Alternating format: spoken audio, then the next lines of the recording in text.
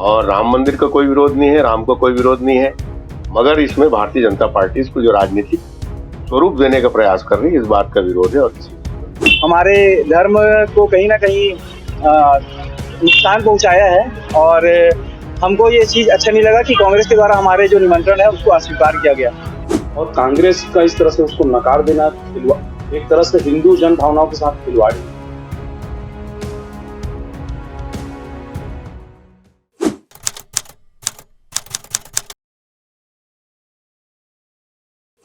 देखिए, सवाल ये इस बात का है कि राम मंदिर में नहीं जाने के प्रश्न नहीं है। कांग्रेस ने ये फैसला नहीं लिया कि राम मंदिर नहीं जाएंगे।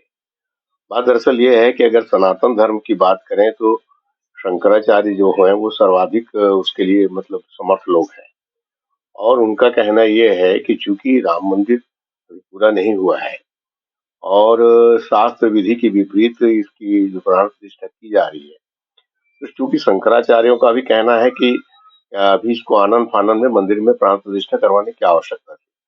तो इस कारण से कांग्रेस पार्टी ने फैसला लिया है। कांग्रेस पार्टी के लोग भी राम भक्त हैं, राम मंदिर बन रहा है, सुप्रीम कोर्ट के फैसले से बन रहा है, ये बहुत खुशी की बात है, बहुत आनंद का विषय है और सभी कांग्रेसी अंततः राम मंदिर, राम का दर्शन करने जाएंगे, मंदिर पूर्ण हो जाएगा, सभी लोग दर्शन करने जाएंगे और राम मंदिर का कोई विरोध नहीं है, राम का कोई विरोध नहीं है, मगर इसमें भारतीय जनता पार्टी इसको जो राजनीतिक स्वरूप देने का प्रयास कर रही है, इस बात का विरोध है और किसी चीज का विरोध। जैसा कि हम सब जानते हैं, श्री राम, प्रभु श्री राम हम सब हिंदुओं के भगवान हैं और हमारे पूजनीय, सबसे बड़े पूजनीय हैं और ये हमारे लिए सबसे खुशी की बात है कि 22 तारीख को एक दिवाली की तरह फिर से मनाया जाएगा, 22 जनवरी को। तो मैं ये कहना चाहता हूँ जो कांग्रेस के द्वारा जो निमंत्रण है अस्वीकार किया गया है, वो हमारे हमारे धर्म को कहीं ना कहीं नुकसान पहुंचाया है और हमको ये चीज अच्छा नहीं लगा कि कांग्रेस के द्वारा हमारे जो निमंत्रण है उसको अस्वीकार किया गया। संपूर्ण भारतवर्ष में नहीं, संपूर्ण विश्व में इस राम जी का जो मंदिर का उद्घाटन ये हो रहा है, उसको लेकर संपूर्ण विश्व में हर्षोल्लास है, हर कोई उत्साहित है और कांग्रेस को राम मंदिर ट्रस्ट की तरफ से निमंत्रण पत्र भेजा गया जिसे उन्होंने स्वीकार कर दिया।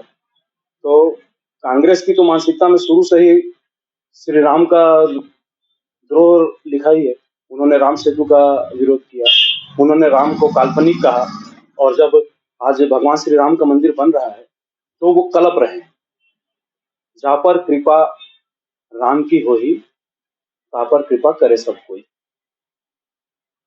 और जिस पर राम की कृपा नहीं होगी उसका विनाश निश्चित है। कांग्रेस इस चीज को यदि समझ जाती तो आज कांग्रेस गर्त में नहीं जाती। उनकी मति भ्रष्ट हो चुकी है, वो पूरी तरह से सर्वनाश की तरफ बढ़ चुके हैं।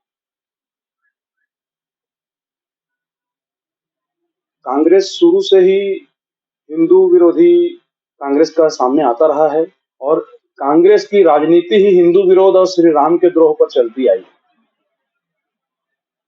आज भव्य भगवान श्री राम का मंदिर बन रहा है, निमित्त कोई भी बने, लेकिन ये समस्त हिंदुओं की आस्था का विषय है और कांग्रेस का इस तरह से उसको नकार देना एक तरह से हिंदू जन भावनाओं के साथ खिलवाड़ी है। कांग्रेस आला कमान की मानसिकता सभी को समझ में आ गई है। जिन्होंने राम मंदिर का निमंत्रण अस्वीकार कर दिया, उससे अब सभी को साफ हो गया है कि ये किसी भी कीमत पर श्री राम का मंदिर बनने नहीं देना चाहते थे। इन्होंने 22 वकील लगा करके रखे हुए थे और जिसके अंदर भी भगवान श्री राम के प्रति आस्था है, जो भी सनातनी है, वो इस चीज को बिल्कुल बर्दाश्त नहीं कर पा रहा है और देर सवेर सभी कोई कांग्रेस छोड़ करके चल ही देंगे। भगवान और धर्म यह राजनीति का विषय नहीं। भगवान और भक्त के बीच में किसी का कोई स्थान नहीं। धर्म के बारे में कोई निर्णय ले सकता है तो धर्माचार्य ले सकते हैं। चारों शंकराचार्य उस अवसर पर नहीं जा रहे हैं। ऐसी स्थिति में जो निर्णय लिया गया है वो निर्णय सही है।